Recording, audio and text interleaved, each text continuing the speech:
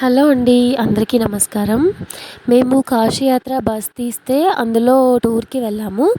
So, మా family members మొత్తం ఆ ట్రిప్‌కి వెళ్ళాము. అందులో ఒక 10 ప్లేసెస్ చూసాం మేము. సో, అందులో ఫస్ట్ వచ్చేసి బాసరకి వెళ్ళాము. నిజామాబాద్ డిస్ట్రిక్ట్‌లో నిర్మల్‌కి దగ్గరలో ఉంటుంది. సో, ఈ బాసర గోదావరి నదీ తీరాన ఉంటుంది ఈ టెంపుల్. సో, ఇక్కడ టెంపుల్ వేదవ్యాసుడు ప్రతిష్ఠించిన అమ్మవారి రూపం అంట ఇక్కడ. సో, అక్కడికి వెళ్ళాక స్టే కోసం అని చెప్పేసి రూమ్స్ తీసుకొని ఫ్రెష్ అయిపోయాము. ఫ్రెష్ అయిపోగానే అక్కడ బాసర్లో జ్ఞాన సరస్వతి అమ్మవారి టెంపుల్‌కి వెళ్ళాము. వెళ్ళే దారిలో ఈ గోదావరి చాలా అందంగా కనిపించిందండి. సో, అందుకే వీడియో తీశాను.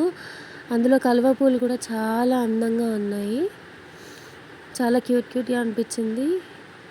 పీస్‌ఫుల్‌గా అందుకే వీడియో తీశాను గోదావరి నదిని కూడా. సో, మనకి హైదరాబాద్ నుంచి 300 కిలోమీటర్స్‌లో ఉంటుంది ఈ బాసర. సో, ఇక్కడ టెంపుల్‌లో అక్షరాభ్యాసం అనేది చాలా ఫేమస్ అనమాట. ఇక్కడ వేదవ్యాసుడు ఈ పుణ్యక్షేత్రాన్ని ప్రతిష్ఠించారంట. అమ్మవారి రూపాన్ని ప్రతిష్ఠించారంట ఇక్కడ.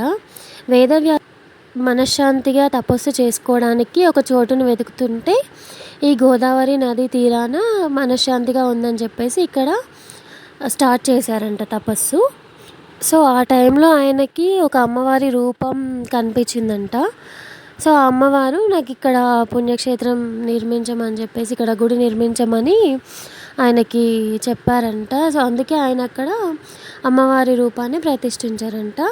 సో, ఒక్క సరస్వతీదేవి రూపమే కాకుండా త్రిదేవి మూర్తి అంటే మహాలక్ష్మి, మహాకాళి, సరస్వతి, జ్ఞాన సరస్వతి దేవి ఈ ముగ్గురి అమ్మవారి రూపాలని ప్రతిష్ఠించారంట. సో, తర్వాత చాళుక్య టైంలో ఈ టెంపుల్ని కన్స్ట్రక్షన్ చేశారంట.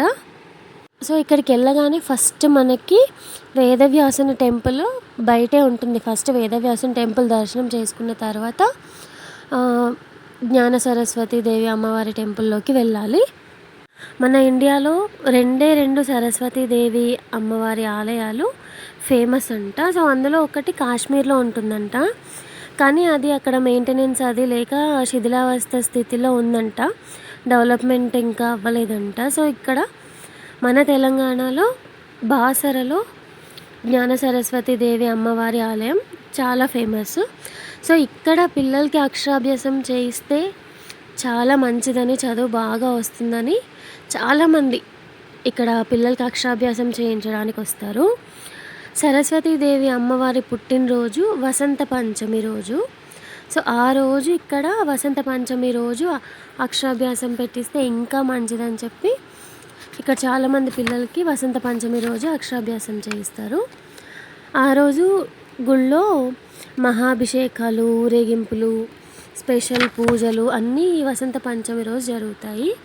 ఇంకా ఫెస్టివల్స్కి వాటికి నార్మల్గా స్పెషల్ పూజలు అన్ని టెంపుల్స్లో ఉంటాయి కదా. సో, ఇక్కడ కూడా అలాగే. ఇక్కడ నుంచి టెంపుల్ లోపలికి గర్భగుడిలోకి మొబైల్ తీసుకెళ్ళనివ్వలేదు. సో, అందుకే నేను బయట వరకే వీడియో తీశాను. ఈ టెంపుల్ ఎంట్రన్స్ నుంచి కొంచెం లోపలికి నడవాలి.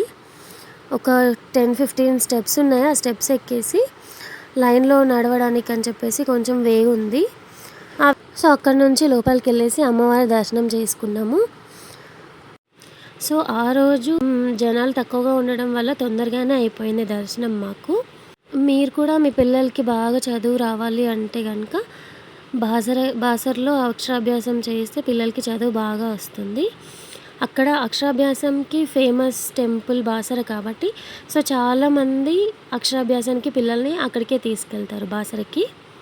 ఈ వీడియో కనుక మీకు నచ్చినట్లయితే నా ఛానల్ని సబ్స్క్రైబ్ చేసుకోండి. Thank you so much.